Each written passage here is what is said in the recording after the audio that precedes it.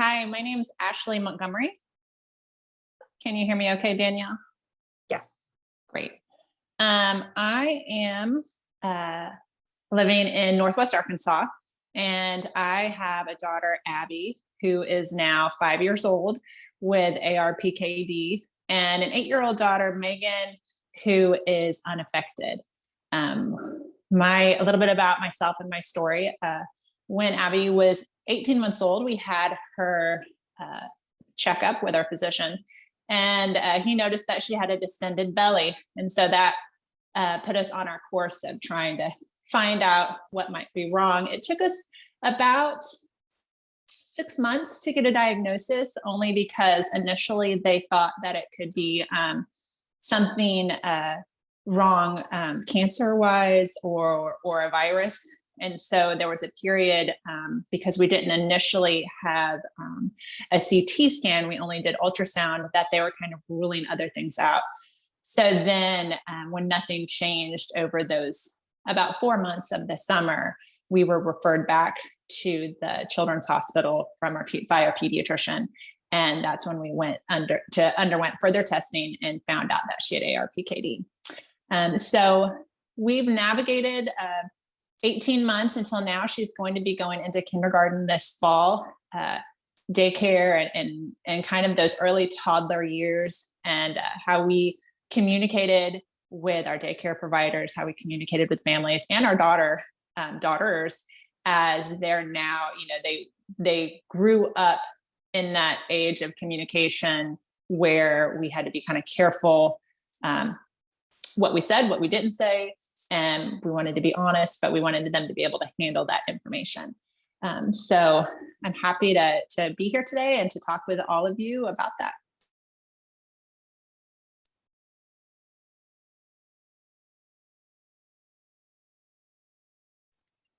Thanks, Ashley. Sorry, it took me a minute to come off mute. Find the button. So hi, everyone. I'm also one of the speakers today. My name is Alex Picciarelli, and I have a 10-year-old son with ARPKD.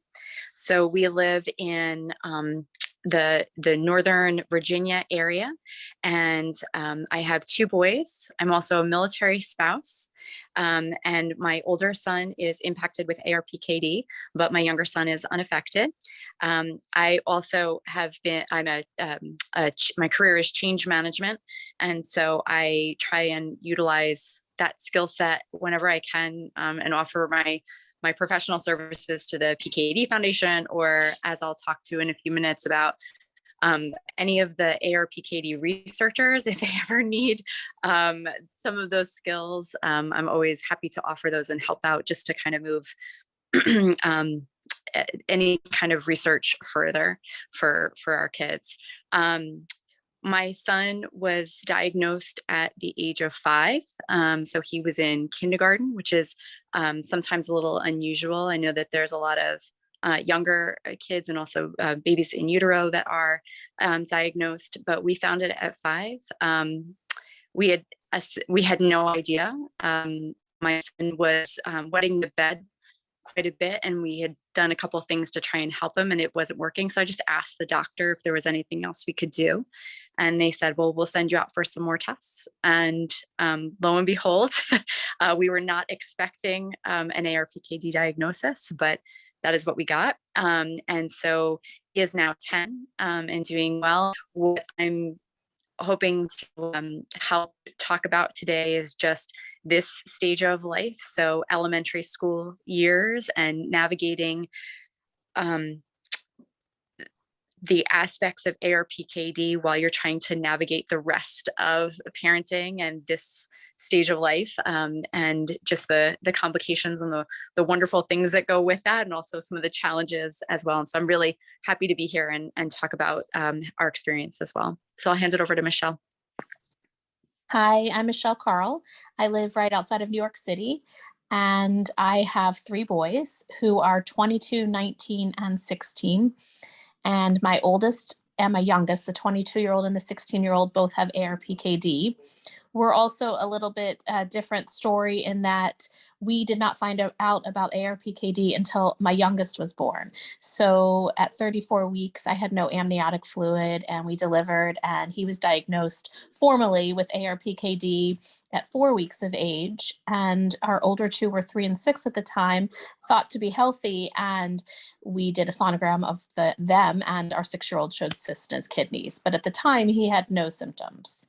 And it's been a long 16 years of knowing about PKD and navigating the schools and doctors. But my boys are both very stable and doing well.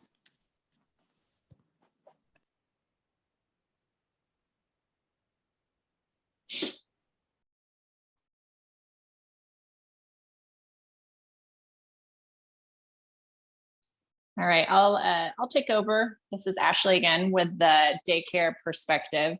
Some of the things that I really worried about when we found out our diagnosis was that my daughter was 18 months old. And so there wasn't a way for her to communicate what was wrong.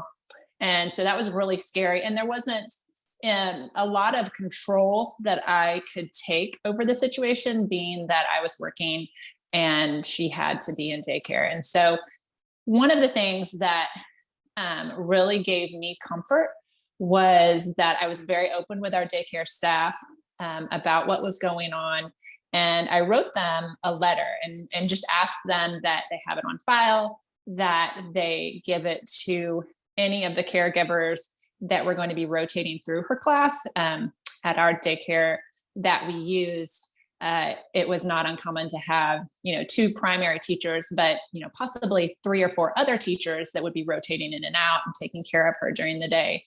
So it was really important for me for people to know what our situation was so that they could help me keep an eye out for issues. And so in the letter, I tried to phrase the information in a way that any lay person with no medical background or experience could understand. And so I told them what she had. I told them how that presented, because you could definitely tell by 18 to 24 months old that her abdomen was quite large. And so I explained why that was. I explained where the cysts were and what that meant, that that she couldn't concentrate her urine, so she needed to drink a lot. I talked with them and wrote about how we were monitoring her sodium and potassium and what our physicians had given us as limits. And I even went so far, and this was maybe a little bit more just for my comfort, because, during that time, you can't control anything, but you can kind of try to help them choose what they're fed. So I talked with our daycare providers, and of course they kind of had a list and a routine of their meals. And most of their meals were prepared meals. There wasn't too much that was homemade. So, things like Stouffer's lasagna for lunch, or, prepared snacks. There were a few homemade items that maybe were a little bit difficult to figure out the sodium content, but like, chicken nuggets, all of those things I could research or go to their kitchen and find out how much sodium was in those foods. And so in that letter, I mentioned those amounts that our doctor had given as recommendations, and just asked, I didn't want them to police her, but if they were having pretzels as a snack, I might bring in, like extra applesauces or something, and just kind of just give them that information, that maybe she doesn't need a full serving of pretzels to use up, more than her sodium allotment for snack that day, to try to push other items if she was still hungry. And that really gave me comfort to know that we as a team were kind of doing our best. The other things I mentioned in the letter, because again, a lot of the caregivers came in and out, but also a lot of the caregivers were young. And so, there might be an 18-year-old changing diapers that doesn't know what blood and stool looks like. And so I gave those descriptive terms of, we need to monitor for blood in her stool, and this is what blood in a diaper may look like. And then just had reassured them if they had any questions to take a picture of it and send it to me. And I would let them know if they needed to be worried at all. And so that really gave me a lot of comfort. It was a lot of anxiety those first, I would say year or so after our diagnosis, when we kind of got into more of a routine and felt comfortable with it and more comfortable with our caregivers. But that really helped us a lot. The other thing that we talked about with our daughters at the time, and as my daughter, as she was learning her language, being that daycare age, was we talked with her and her sister, about these are the reasons why there may be some special rules for her. And we describe, we do say her liver and kidney issues, and we call it tummy troubles. So there's a lot of, acknowledgement in our house that, we can't do this or that because of her tummy problems, or we have to go to the doctor so much because of her tummy problems. And so those are things that I think I've seen other parents question about how do they talk to their young children about ARPKD. And, there's a lot of information that you could overwhelm them with. And then you could also try to protect them. And so we as a family I feel like have kind of gone middle of the road, which has worked well for us. And have been learning to cope with that. The other things that I wanted to mention kind of with our stage of life was because we were a young child family, we were not sure yet where we were in the family planning process. We'd had our second child, and so there had been hopes for a third and discussions about that. But then when we got our diagnosis, we were thrown for a loop, like most parents are. We were completely overwhelmed by it, stressed out about it, and just dealing with that aftermath. And so one thing that I'd like to share with other moms is to, even though it's overwhelming at the time, to try to think about that and have your options open. And so one thing that we came to the decision of in probably about 2 years ago is that we wanted to see what the process might be for IVF and to see if we could have a child without ARPKD. And so we had not gone through the genetic testing for ARPKD because our physician said, it looks like a duck, it sounds like a duck, it's a duck. This is absolutely ARPKD. And so we had never gone through that genetic testing. And so by the time that we had made that decision, I was, I think, 39 at the time. And that process is a long process. And so one thing I'd like to kind of throw out there for new parents who may see this and are not quite sure of what their family planning might look like is to early on go ahead and be sure and do the genetic testing would be my recommendation, because at least you'll have the information and that choice down the road is not hindered by that. And the genetic testing for us took about 8 months or so. And so it was a prolonged period. And then the appointments that we had with IVF physicians before anything started took many months. And so there's a lot of time involved to get to the point of making the decision of whether or not to move forward. And so that's something that I'd kind of like to throw out there and just make sure you're having those conversations and thinking about that, and encouraging you to explore that so that you're fully prepared when the time comes to make that decision. The third thing that I wanted to mention and talk about was just an emotional outlet for yourself during those early years. During our toddler time of diagnosis, there was a lot of emotions anyway with the diagnosis, having small children, the stress of work, all of those things. And I realize now how much I would have benefited from talking to someone, a professional. When we received our diagnosis, a lot of family and friends had comforting things that they wanted to say and tried to give support in the ways that they knew how. But oftentimes it wasn't what I needed to hear. And it wasn't phrased in the way that I received well. And so I realize now that it would have been easier for me to talk with a professional and to talk to someone, because, toddler years are hard anyway. Being a parent is hard anyway. And then being a parent of a child with a serious disease is very hard. And so those would just be a few of my suggestions of what we went through in these first 4 years of our diagnosis. What we're dealing with now, as Abby's going into kindergarten, is just how to transition all of that. And so having the conversations about what kindergarten looks like, what does she have any needs that we need to address with the elementary school?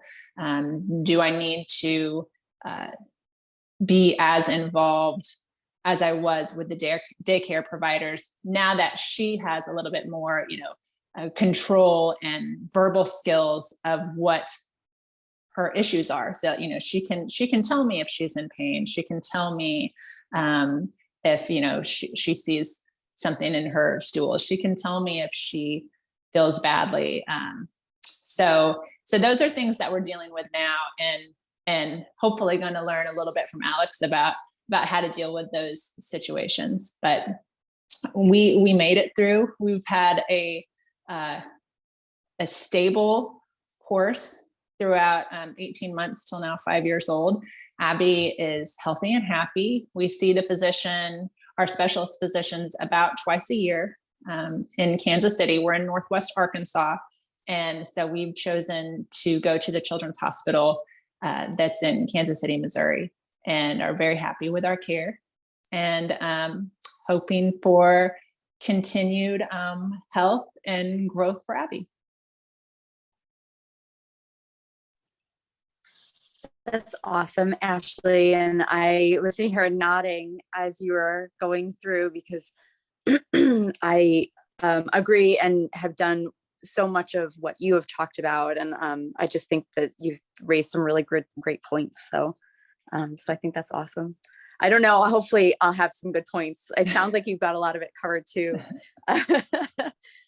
We also, so again, my name is Alex and I live in Northern Virginia, and my older son, Ian, is now 10 and he has ARPKD. I also have a 7-year-old who is not impacted, but he was a very supportive younger brother. And we approached it very much like you did, Ashley, where we wanted to talk about, we wanted our son to understand at an age appropriate level what was going on, because the internet's out there. He's gonna hear it at some point. And we wanted to kind of ease him into this. And so we call it special kidneys. So he has special kidneys, and that's why we have to go to the doctor more than other kids. And when he was diagnosed at 5, of course, it was just a huge shock for us. And how do you even go about explaining something that we were trying to grapple with and wrap our brains around? So we brought it down to a very basic level, and I have boys. So the kidneys make pee, right? That's what they do. The liver kind of helps weed out stuff. So they make poo, and they got it. That was like a very basic elementary school. That's what those organs do. And then we just said, yours, when we talked about it, we said, yours don't work like everyone else's. And so we need to take extra special care of them. Doctors can't see them because they're on the inside of your body. And so a lot of times that's why we have to do blood work. I think blood work is just the hardest for everybody. Nobody likes it ever. But we say that's the only way that the doctors can find out what's going on. And that's how your doctors talk to your kidneys. And so just in a very basic level, that's how we talk to him and his brother about it. We don't want his disease to define who he is, because he's so much more than that. All of our kids are, but it's also something that we didn't want to ignore. And one of the big things, and especially now that he's 10, and as we've kind of moved through this, is we would like him to have agency over his body, and understand that it's also part of his responsibility to take care of his body. So one of the things that we try and do as a family is we just try and normalize some of the extra things we do, like lots of water. So right now, he drinks 2 liters of water a day, but it's not just him. Everybody, we all have fancy, like, colored water bottles. Nobody leaves the house without one, right? So it's not just him maintaining this thing that's pretty much good for all of us. And so we talk about smart choices, like Ashley was talking about. It's not necessarily pretzels and it's for extra snacks. It's what's the best thing that you can choose, whether it's fruit. We're trying different types of vegetables. I wish he would like carrots. He doesn't. He likes celery. I don't know what kind of kid likes celery, but he does, so I'll take it. But really just kind of introducing in different ways, and just talking about making smart choices. We also, elementary school is the age of birthday parties and snacks and treats, and there's all of these things. And so what I try and do, because I think as a mom, and a lot of you probably can relate to this as just as parents, is that, like, you're the one that has to say no. And I think when you have a child with a rare disease and you're just thinking about and focusing on their health, you want them to be normal and participate in other things, but because of safety reasons and health reasons, you're the one that draws the line and saying no. And sometimes that, for me, it's like, why can't I be the fun one? Why can't I just say yes? But what I ended up doing was, if we knew that we were going to a birthday party, let's say, I would talk to him beforehand about where we were going and what we're doing. And would say, hey, there's probably going to be pizza. We're only going to have one slice of pizza. And if there's, potato chips on the side, let's skip the potato chips and we can have an ice pop when we come home. And so putting those parameters in place where we're not completely segregating him and keeping him separate and not letting him do the things that are fun, and enjoyable. But we are kind of setting those parameters so we don't have to, because again, I think we had 3 birthday parties last month. And it just kind of adds up. And when being the person that has to say no or like put those parameters, that's never a fun position to be in. But as a parent, it's our responsibility. So talking to him about why we make those changes, why we're making those choices, and just to kind of imprint on him why we're doing it. And what's interesting is every now and again, I'll hear him talking to a friend or his brother about those choices or the things that we've discussed, and I know he's listening. So they are, and slowly but surely, it's nothing drastic, but it's just the little changes that we're making so that it's kind of like a unified effort between all of us in our family to keep him healthy.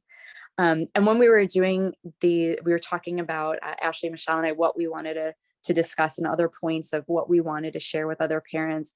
Something that was just important for me and things that I really feel strongly about is research and clinical trials and clinical studies. And so when my son was first diagnosed, I could think of is, what do I do? How do I help? How do we change this?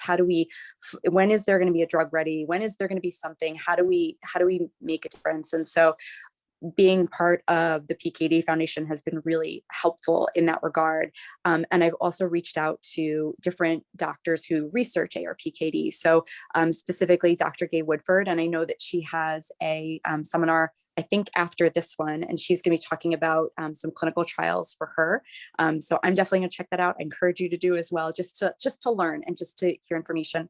But Dr. Dell has a study, Dr. Hartung has a study going on. And I think that participating in the studies really helps me and my family feel like we're doing something to help move the needle, and helping these amazing doctors find out more about this disease. Because when it's rare, as you all know, there's a lot of doctors out there who they can't tell you, they don't know. And so if there are doctors that are willing to research this, then let's help them do that. And they need us and our kids to participate. And sometimes some of that stuff is virtual. I've participated in a couple of things where it's just a couple of questions. So it's not even them looking at our kids. If you're not on the Facebook pages, the ARPKD or the PKD in Children's chapter, I highly recommend you guys sign into that. There's a great wealth of information and support out there. And I do share information about studies that either we've participated in or studies that are ongoing. So even if there's one that I shared for AD PKD last week. And so being able to participate in these really makes me feel like I'm doing something. And my son, we actually turn it into little trips when we go up there, and we actually have a really good time together. So it isn't just a focus on the disease, it's a new city, and it's something that we can do together. And he knows he's helping the doctors. And so that makes us feel good. And like I needed to do something. And this is one way in which we do that. And I also I know I don't want to run out of time because I do want to hand it over to Michele, but one of the things again is just talking to other parents, other moms, is just, I initially, really just wanted to put Ian in a bubble and just protect him. And I realized that I was kind of limiting him if I did that.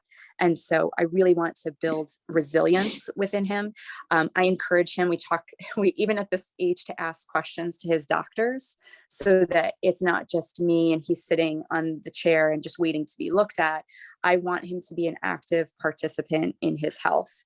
And I know that may sound strange, even at 10 years old, that we're already doing those things, but it gives him, I think it empowers him to take care of his body and to know that he's doing the things that he needs to do for himself.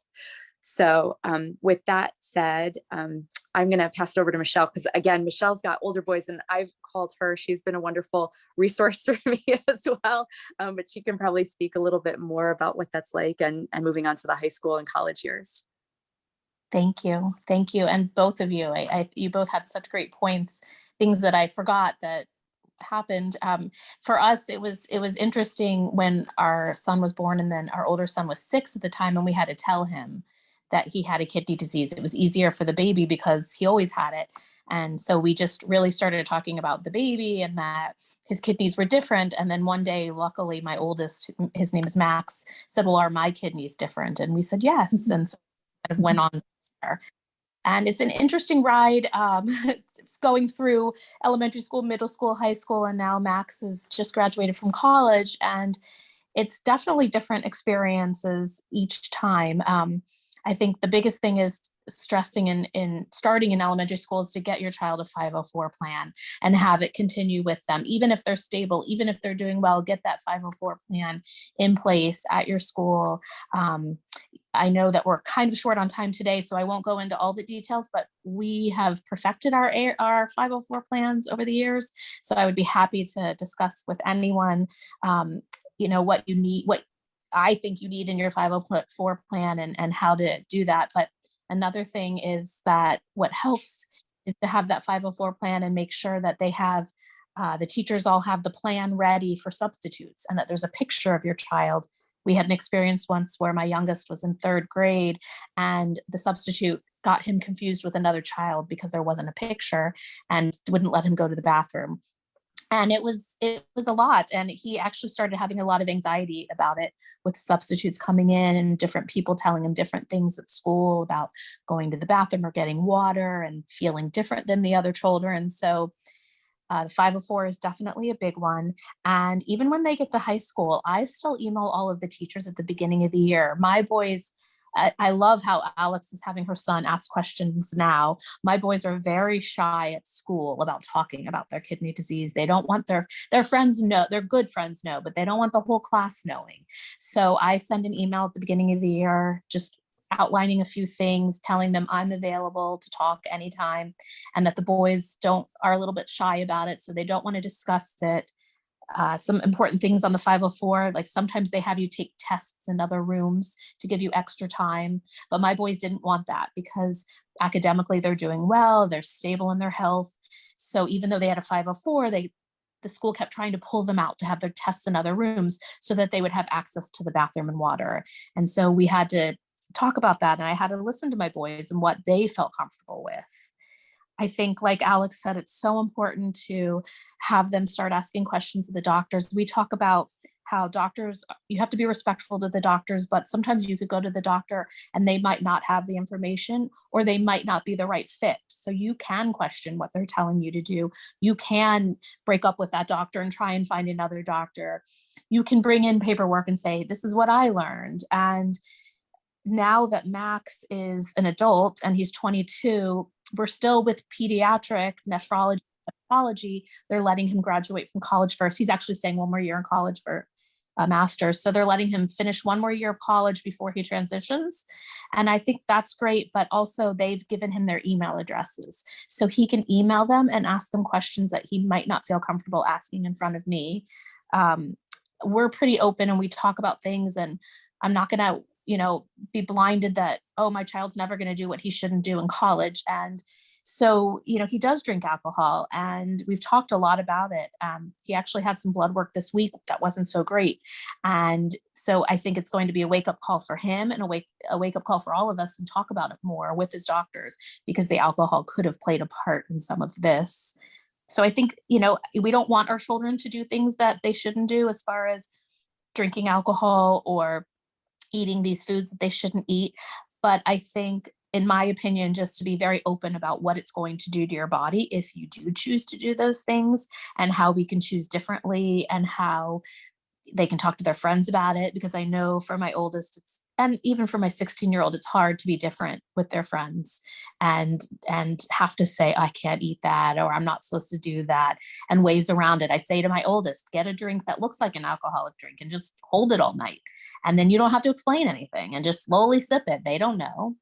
And so, trying to give them ways that they don't have to look different, but they can still deal with their disease. And also, like Alex said, the studies, we've done so many studies over the years, and my 16-year-old especially hates doing them now, and he really doesn't want to. And at his age, he doesn't really understand how it's for the benefit of other children, and right now, if it doesn't benefit him, he doesn't want to do it.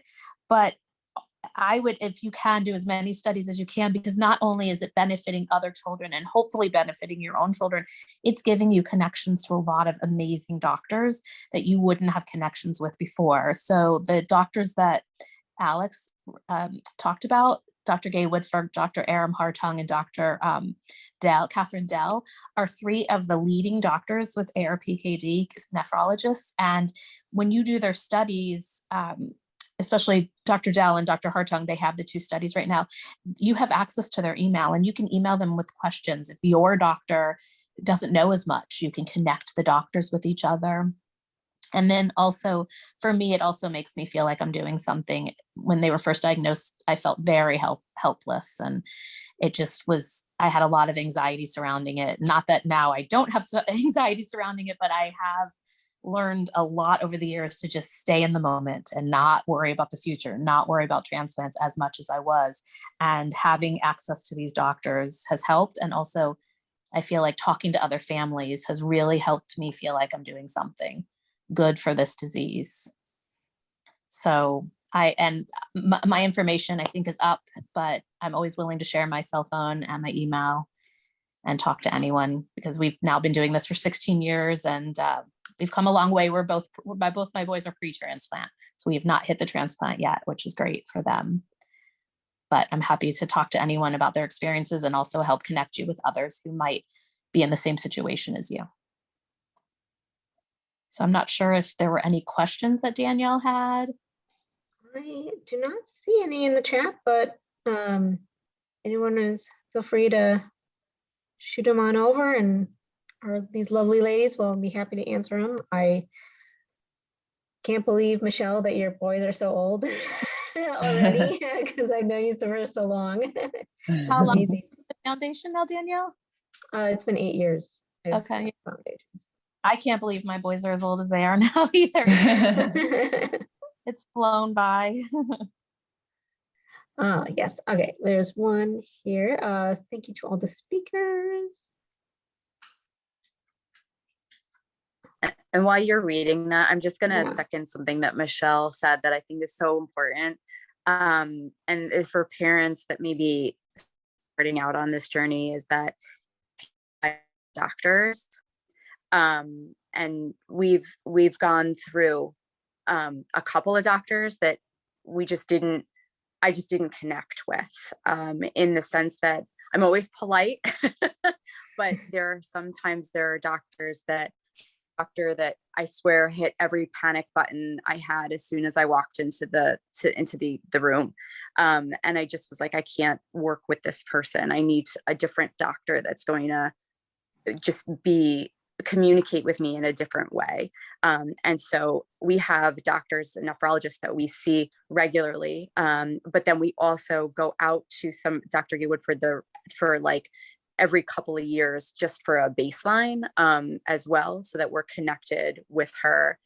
So yeah, Michele, I think you said it's like breaking up with a doctor. Like, that's okay as a parent, like, to make sure that you've got a team and really look at it as a team of people who are there. And that, I think, is a really critical thing that I felt when we were building our team. I agree. The transition to adult doctors, and my son transitioned to his adult primary care, but not the specialist yet. But he's learning a lot with that transition. Our center isn't so great about helping us transition, so we've been doing it on our own. But like, he forgot to tell his doctor a bunch of things when he recently had a telehealth visit with her, and so I think it's good that we're talking about it now. Another quick thing I wanted to say as a parent is have a notebook, write down everything, because when you get to be my age and be in this for 16 years, you forget a lot. And it's good to have everything written down, either in your phone or in a notebook. You can go back and say, oh yeah, I remember we saw that doctor and they told us this. And also having your child fill their pill cases. I kind of made the mistake of not starting it early enough. And then they were kind of lazy about it. And my 22-year-old will often say to me, like 3 days later, oh, I'm out of medication, and borrowing his brother's at the wrong dose. So, things like that to help them advocate for themselves. The comment came in was just from one of our researchers from the University of Arizona. He just appreciated listening to everyone tell their stories and how it's both important and motivational to everybody in shaping new treatments and techniques. And Michele, he encourages Max to get a hold of some liquid death water for those parties. The cans look very much like a beer can, so this may help alleviate some discomfort in those social settings. Thank you. I'll tell him. All right, we have some resources here, as always, from PKD Foundation and Facebook groups and. Hi, one question. Yes. Yes, I'm from Mexico. I have 3 girls, and they are all diagnosed with PKD. I have PKD. I already have a transplant. But do you know if, for example, your kids, some of them may not develop the PKD, really disease or malfunction for the kidney at some point, or because I know my father had the PKD, but he never suffered about, the kidney disease or malfunction is like they have just the cysts, but really never develop, no? So I have the hope that maybe some of them may not develop, or do you know something about this, about the development in their kids and maybe for the future? Well, so our children happen to have the recessive form, the three of us that are talking. So that's ARPKD, and you and your children have ADPKD. So definitely a little bit different as far as sometimes how the progression goes. And they do say that typically families with ADPKD do have the same progression, but sometimes a family member might have a little bit of a different progression. I would definitely say try and connect with one of these doctors like Lisa Gay Woodford, because she's a very good resource, or Dr. Dell or Dr. Hartung, which we can get you the information. Are you also, before I forget, are you in our Facebook group, PKD and Children Parents Group? Definitely join there. And but I'm sure you can connect with somebody at the foundation to get my personal information, and I can help connect you more. Because with ADPKD, there's also tolvaptan or Ginarq, which is a medication that slows the progression. And there are a lot of other things on the pipeline that they're working on, even just water intake and prolonging the kidney health. And diet definitely makes a difference, especially with ADPKD. And so I would definitely connect with other families and with, and I'm happy to connect you with any of the doctors, but I think that I've heard a lot of great success stories with ADPKD if they have other family members who have never needed a transplant. Okay, thank you. Thank you very much, Michele. I have one more question here real quick. This is for Alex, asking, may I ask what you mean by the physician hitting the alert or panic trigger? What were the recommendations or actions that raised your concerns? Yeah, so one of the initial nephrologists that we saw with diagnosis. So again, we were coming into this with, we'd never heard of we'd never heard of PKD, period. And so one of the first things that this doctor told me is they said, your son's kidneys are huge and they're full of cysts. And now, like looking back, the way that and this was just for instance of like one of the first things. First of all, huge is a relative term. When we're later on, I was like, well, what does huge mean? Like I'm envisioning these huge, like football sized kidneys. And it was only like, a centimeter or two larger than what they were supposed to be. And so, yes, while that's large and definitely something's up, I mean, the terminology that this doctor was using was very alarming. In addition, full of cysts. I think what I would have preferred is, there's definitely something going on with your son's kidneys. They have cysts in them, but your son's kidneys are still functioning normally based on all the tests that we're running. So not just all of the things that are wrong. I've said to multiple doctors, speak to me like I'm resilient. Speak to me like I am going to go home and live my life. And not just go home and live in fear of the one day that, his kidneys are just going to start to fail. What are things that we can do that are proactive? I mean, something as simple as drinking a lot of water.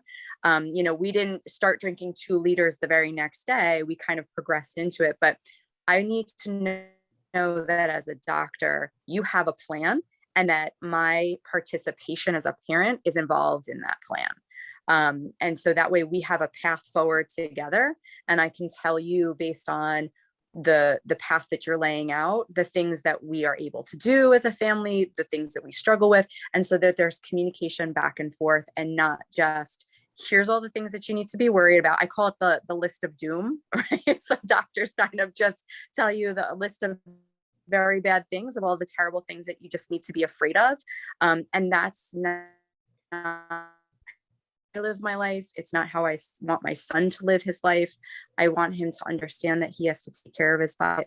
we can be proactive about his health, and we can work together as a team. And that's really what I was looking for, rather than just kind of the alarm bells of all the things that are wrong. I know that there's something wrong. I get it.